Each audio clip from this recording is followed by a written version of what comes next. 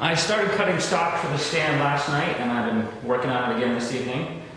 And well, as I was setting this up, I figured I should probably share this. So I have a little 5x7, which is I think a lot of people that do home shop machining or home welding in their shop have. And one of the drawbacks of these machines is the little, I'm not sure what you would call this.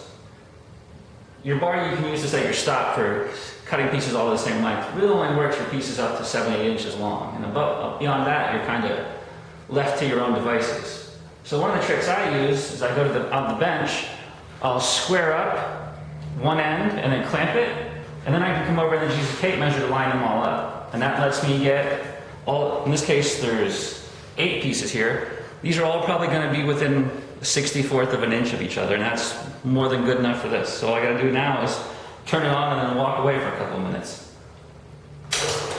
So I finished cutting all the stock length last night, and now I'm in the process this evening of cleaning it all up so I can weld it, hopefully tomorrow night. I've seen a bunch of guys use these non-woven bracelet discs, I guess you would call them for lack of a better term, on YouTube. So I thought I'd try them. I have to say I do like them. They clean up really fast, but they don't last very long. So to give you an example, like this is not the worst bar I've had, but this one's got a decent amount of rust on it, inside and out. We'll stick it in here and clean it up.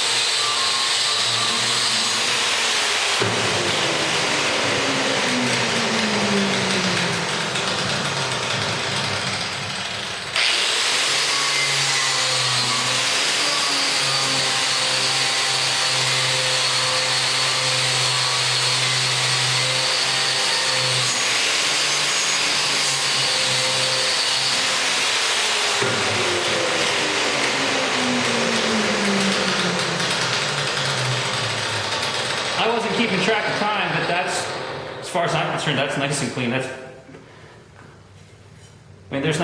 not perfect because it wasn't a machine piece, but I mean, that's super clean.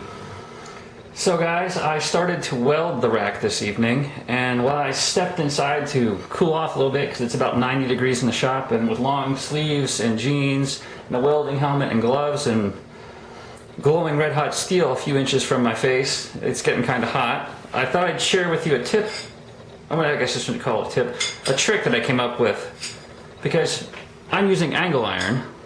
So what you can see here is, because of the little radius, you can't get, how do you do it? You can't get it nice and nested in there, so it's nice and square on both faces, on this face and on that face. But let me show you something else.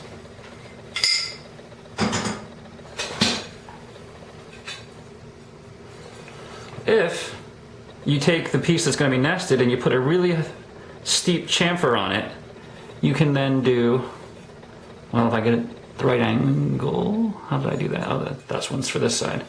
You can do this. Now it's got nice and tight. You can clamp it and just weld right along there, have a nice tight fit. And it's really quick to make. Just take the the flap disc and just chamfer it, and then you're ready to go. Okay, so I'm done welding it up. I'm not going to talk about it a whole lot because I'm not a person to teach you how to make welds because my welds are ugly. But one of the things I do want to share is, there's a lot of pieces here. I think there's 32 pieces altogether in this. And in some cases I had to hold like 4 or 5 of them on at once before I could get everything on, so I could get everything lined up, and then tacked. And one of the things I found that I really like for that are these little tiny, like $5 movable, I guess you call them movable teeth, movable face, like little vice grip type things from Harbor Freight. I mean, I know it's Harbor Freight, so people just hate Harbor Freight, but I'm welding right next to them. If I weld to it, I'm just gonna cut it and grind it off because these are $4.80. So that's kind of my only way to up with this. So now I gotta run over to Farm and Fleet and buy some paint, and hopefully by tomorrow morning, this will be done and I'll be ready to put it to work. I'll give you guys an update when I've got it all painted and it's dry. So it's done. I've painted it. I used some, this is Valspar, they call it anti-rust. They have a similar product called, what is it? Tractor and implement paint, which is actually designed for, like, if you're here in farm country, you know, if your tractor's messed up, you want to paint it, you just sand it down and put this stuff on it and still it. I think this is the same stuff or very, very similar. But I've used the implement paint on other stuff and it's excellent. I mean, it's an oil-based enamel. Once it dries, it might as well be anodized or you powder coated or something, because it goes on, it sticks real good as long as the material that you painted is nice and clean when you painted it. So I put 3/8 Baltic birch plywood in the bottoms just to take the weight, and then I just put 1/4 inch, just some regular off-the-shelf, you know, $20 for a 4x8, like a 4x4 sheet of hardware store plywood. So now all I have to do is put it back there in the corner where I'm going to keep it and fill it up with stock.